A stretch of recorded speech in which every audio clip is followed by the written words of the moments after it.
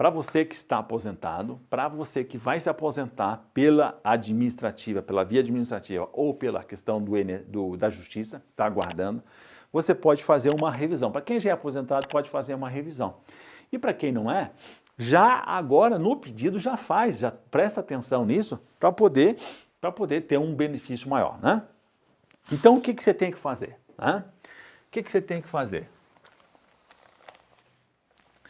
Vamos ver aqui os itens que você tem que prestar atenção. Então você vai ver período rural, né? Você vai ver se tem período rural.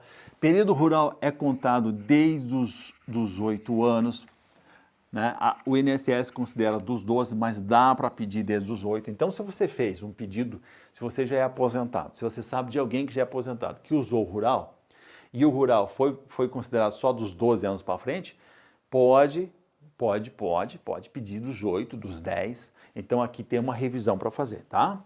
Depois, você vai pegar tempo sem carteira.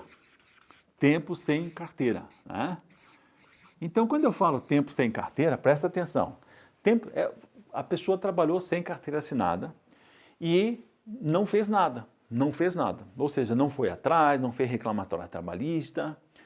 É possível hoje fazer? É possível. Você vai fazer uma justificação administrativa, tá? Você vai fazer uma justificação administrativa, tá? Vai juntar a testemunha e vai juntar um início de prova. Início de prova é simplesmente um indicativo. Pode ser uma fotografia, né? Pode ser um recibo, pode ser uma descrição do documento antigo onde você colocou que trabalhava naquele lugar, né? Então, justificação administrativa sem carteira assinada. Agora, pode acontecer, né? Chega muitas vezes o guerreiro que ele trabalhou sem carteira, mas ele fez uma reclamatória, né? Ele fez uma reclamatória. Então, essa reclamatória tem que ir para o INSS, né? Muitas vezes a pessoa fez a reclamatória, mas não encaminhou para o INSS. Então, é preciso que essa reclamatória seja levada para o INSS através de uma justificação administrativa, né? Você faz aqui a justificação administrativa para levar para o INSS averbar, sabe aonde? Lá no CNIS, tá? Então, tem que averbar isso lá no CNIS. Volto a dizer, você já é aposentado, você vai fazer uma avaliação disso aqui, se você tem isso. E se você está encaminhando, você já faz isso. Você já faz isso para ficar certinho, né? O terceiro ponto que, deixa eu ver, rural sem carteira, tá? Muita gente trabalhou como aprendiz, então o aprendiz também é considerado. Quando é que o aprendiz é considerado? O aprendiz é considerado quando houve venda, mesmo que você não tenha recebido, mas aquilo que era trabalhado era vendido, né? Havia venda, havia a comercialização, né?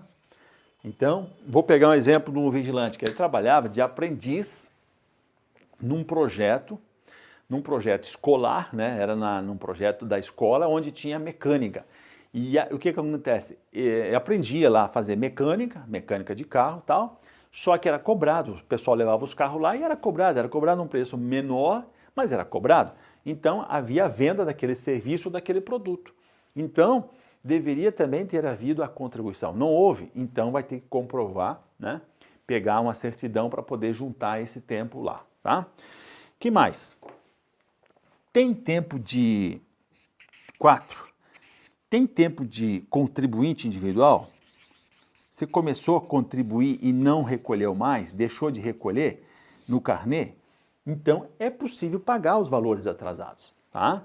É possível pagar os valores atrasados do contribuinte individual aqui, ou então de período que você trabalhou como autônomo, tá? Então, é possível fazer recolhimento desse período aqui de contribuinte individual e autônomo, tá? Então, estou falando rural, estou falando do período sem carteira, onde você vai juntar se for o caso de reclamatória, você vai juntar o tempo de aprendiz, o tempo de contribuinte individual, o tempo de autônomo, tá? Então, essas questões aqui, elas se referem ao tempo. Tem mais uma aqui que é bom a gente colocar, que é a do aviso prévio, tá? Aviso prévio indenizado. aviso prévio indenizado. O que é isso? O aviso prévio indenizado. Isso aqui, você sabe que quando a empresa manda embora, ela dá o aviso, geralmente a pessoa trabalha. Mas tem casos que a pessoa não trabalha. E aí, o aviso prévio indenizado pode ser considerado, pode ser contabilizado. Muita gente não conseguiu fechar o tempo da aposentadoria por causa de 15, de 20, por causa de um mês, por causa de 45 dias. E olha aqui, ó, o aviso prévio indenizado, ele normalmente é de 30 dias, mas ele pode ir até 90 dias. Tá? Ele pode ir até 90 dias. Cada ano é 3 dias que ganha, né? Cada ano, então o primeiro ano é 30, depois 2 é 33, 3 anos é 36 e assim vai, até 90 dias. Então você tem que pegar a sua rescisão, né? A sua folha de rescisão para verificar se você teve aviso prévio indenizado durante o seu período. E isso aqui é uma decisão da Turma Nacional de Uniformização que permite, que possibilita, né, juntar o período de aviso prévio indenizado como tempo de contribuição para efeitos de INSS. Então isso aqui salva muita gente, tá? Isso aqui salva muita gente, tá? Por quê? Quanto mais tempo você tem, melhor é a forma de cálculo, né? Quanto maior o tempo, maior. Como a gente está falando de aposentados, então a gente está sempre se orientando por antes da lei, antes da mudança da lei, que foi, né, 13 de 11 de 2019. Então, o cara se aposentou antes que 13 de 11 de 2019, vai fazer uma revisão do tempo. Isso aqui vai acrescentar mais tempo. Se acrescenta mais tempo, vai diminuir o fator previdenciário. Vai diminuir o impacto do fator previdenciário, ou vai deixar um fator previdenciário positivo, melhor, né? Então, isso, ou então você já vai encaminhar, você já junta isso aqui tudo para escapar da reforma, né? Deixa eu ver o que mais aqui. Eu acho que era isso, né? Rural, sem carteira, você vai fazer o tempo de aprendiz, aqui você vai fazer contribuinte individual como autônomo, vai fazer o aviso prévio indenizado. Eu ia falar do auxílio-doença, que não foi reconhecido, mas o vigilante não é reconhecido como especial.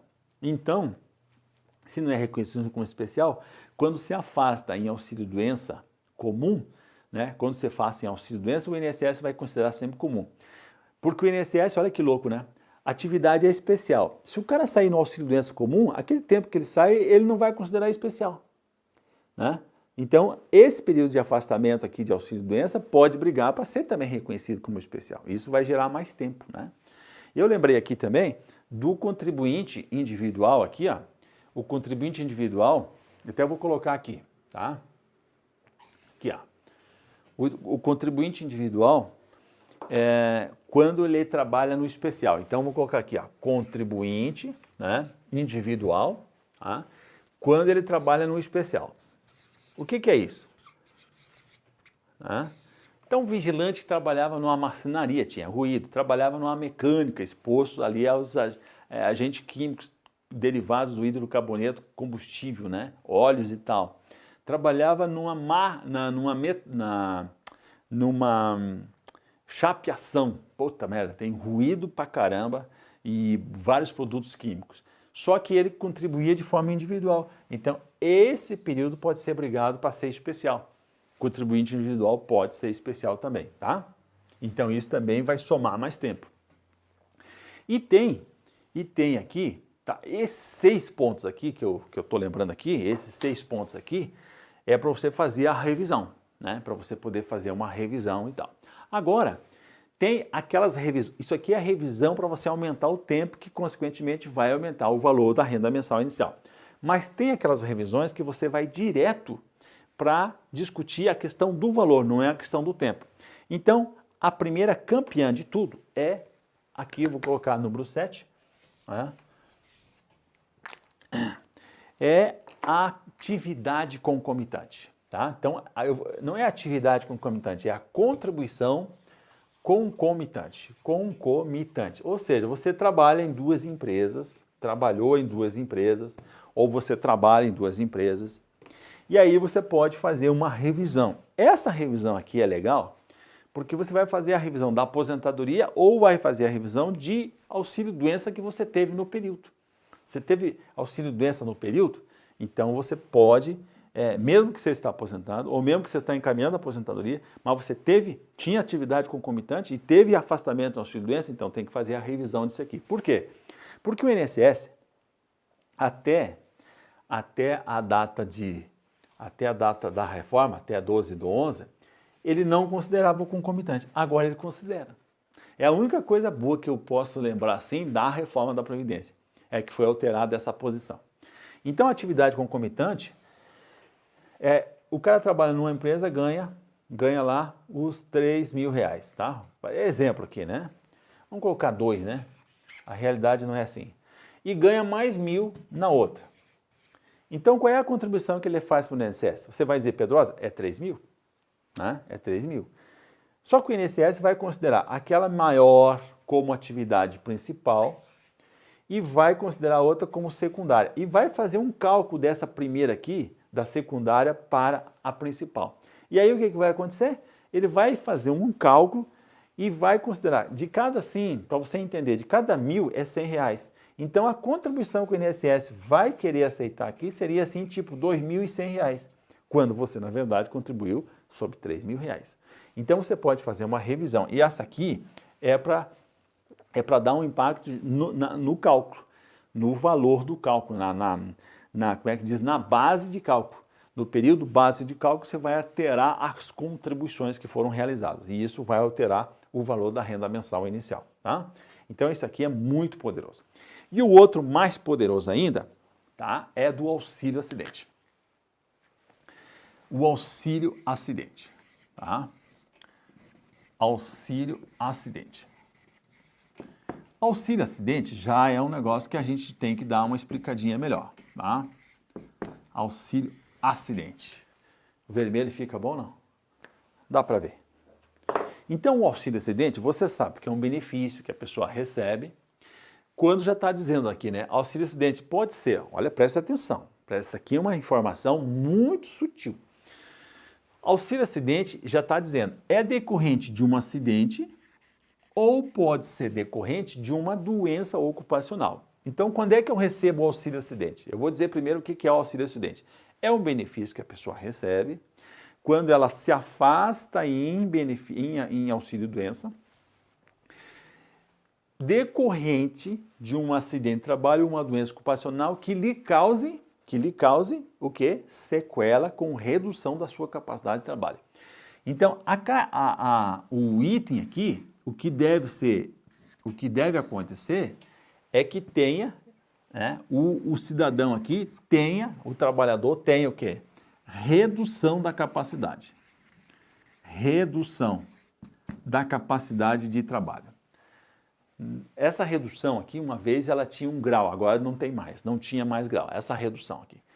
E quando que a pessoa quanto que ela vai receber? Ela vai receber 50%, ela vai receber 50%. Agora, vou falar o que está valendo agora, depois da reforma, tá? Se esse benefício aqui foi depois, então aí modifica isso, tá? Aqui seria 50% do que ela receberia caso fosse se aposentar.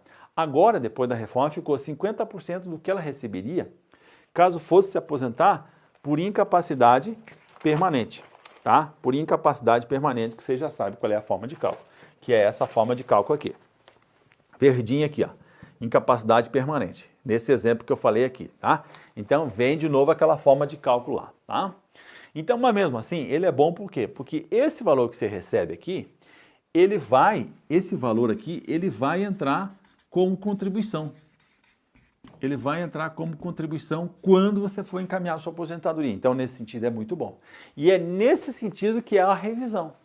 Então, o que aconteceu lá atrás, quando ocorre um acidente de trabalho, é muito difícil de isso acontecer. Mas quando ocorre uma doença ocupacional, né? Quando ocorre uma doença ocupacional,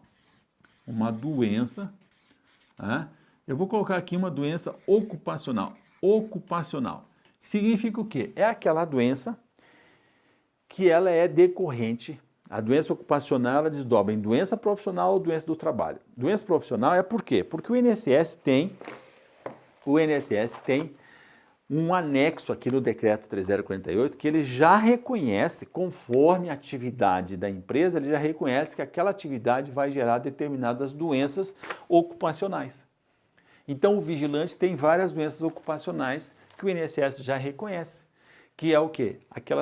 São várias, mas eu vou citar aqui doenças de cunho psicológico e doenças dos membros inferiores e problema da coluna, porque o vigilante fica muito tempo em pé.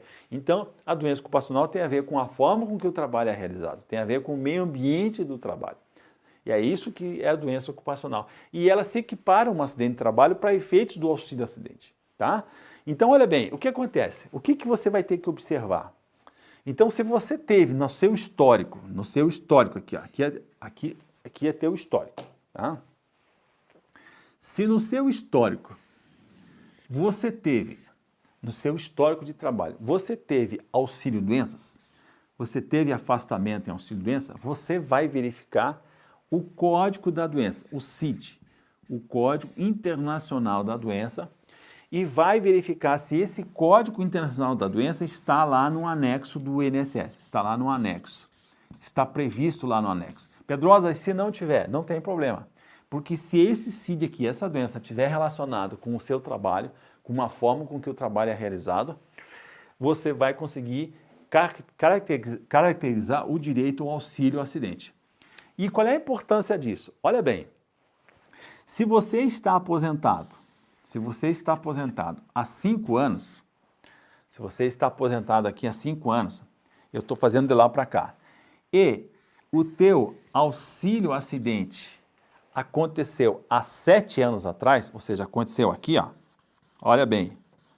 Então o que você vai? Você vai pegar, vai olhar e vai ver, nossa, há 7 anos atrás eu entrei em auxílio-doença decorrente de uma doença ocupacional. Só que o benefício não foi de auxílio-doença acidentária, ele foi auxílio-doença comum. O que aconteceu? Não gerou o teu direito de receber o auxílio-acidente, embora você tenha ficado com redução. Então, doença ocupacional causa redução, Pedrosa? Causa sim. Por quê? Vamos imaginar aqui, vou pegar exemplos daquilo que a gente tem que fica muito mais fácil de você compreender. Principalmente aquelas doenças que afetam, que são de origem psicológica. Ou seja, a pessoa que tem a depressão. Ou seja, a capacidade de trabalho dela, a capacidade decorrente de doença ocupacional, né? Decorrente da forma com que o trabalho é realizado e tal. Ou seja, a pessoa tem a sua capacidade ativa de trabalho reduzida. E isso que tem que ser comprovado. E aí o que acontece, saiu o auxílio-doença comum, voltou, mas aquele CID tem a ver com o trabalho e a pessoa não é mais a mesma, a pessoa já não pode trabalhar em determinada situação, ela não pode terminar em determinado posto de serviço, em determinado ambiente, né? E aí o que acontece? Ela tem uma redução da sua capacidade. Vou dar um outro exemplo mais claro ainda. Tem um vigilante que ele tinha problema de coluna, porque ele ficava muito tempo de pé. E ele, para poder trabalhar, ele tinha que tomar injeções, porque à noite ele sentia muita dor. E aí então ele não podia ficar durante toda a sua jornada ou alguma parte da sua jornada em pé. Ele só podia trabalhar em local que ele pudesse ficar tipo uma meia hora e dele já tinha que sentar. Ou seja, houve uma redução da capacidade dele. Ele, comparando com o outro teria muito maior capacidade que ele trabalhar. E aí a empresa acabou demitindo ele porque ela não tinha nenhum posto de serviço onde pudesse ser readequado, onde pudesse ele ser reconduzido para trabalhar. Por exemplo, digamos que fosse numa portaria que ele pudesse trabalhar sentado. Não tinha. Então, por que ele foi mandado embora? Porque ele teve uma redução da sua capacidade de trabalho, e essa redução não permitiu um rearranjo, uma recolocação dele na empresa. Então, mas por que ele foi? Por causa que ele teve uma doença ocupacional, que ele reduziu a sua capacidade e com isso ele foi prejudicado no trabalho. Por isso que existe o auxílio-acidente. É um auxílio para compensar a sua falta de competitividade com outra pessoa normal, comum, né? Então, essa é a ideia. Agora, vem comigo. Se você pegou aqui, percebeu o que tinha aqui atrás, você não vai receber valores atrasados do auxílio acidente, porque já passou mais de 5 anos. E você já está aposentado. E o auxílio acidente vai até quando ocorre a aposentadoria. Mas você pode pedir o auxílio acidente para efeitos de você melhorar a sua renda mensal, você melhorar a sua fórmula de cálculo, para você melhorar a sua contribuição. Porque lá atrás você deveria ter recebido mais nesse período e você não recebeu. Ou seja, no seu cálculo, na sua forma de calcular, você foi prejudicado porque a sua contribuição foi a menor quando devia ser a menor, devia ser a maior. Olha bem, não é pouco, hein? É 50% do valor que você receberia. No caso, se fosse se aposentar por R$3.000, iria receber R$1.500. Então a tua contribuição não era de 3, seria de R$4.500. É muito grande, ou de 2, né? Vamos considerar 2 e você ia receber 1.000. Então a tua contribuição não era 2, era 3. Isso aí afeta muito o cálculo do valor do benefício. Legal? Compreenderam? Então são 8 possibilidades de fazer uma revisão, né? De fazer uma revisão para poder aumentar o valor do benefício, tá? E como eu falei, esses pontos aqui, se você está esperando o teu processo lá no INSS, você já pode analisar, verificar se você tem algum ponto disso. Se você tem, o que acontece? Você vai esperar dar o resultado para poder fazer a retificação, poder fazer a revisão, tá? Se você está com processo na justiça, você também pode verificar se tem alguma situação assim, e aí você pode fazer também a sua revisão depois. E você que vai entrar, então o que acontece? Você já pode tomar conta disso e já fazer os pedidos, né? Fazer os pedidos lá quando você vai fazer o processo administrativo, você já faz vários pedidos.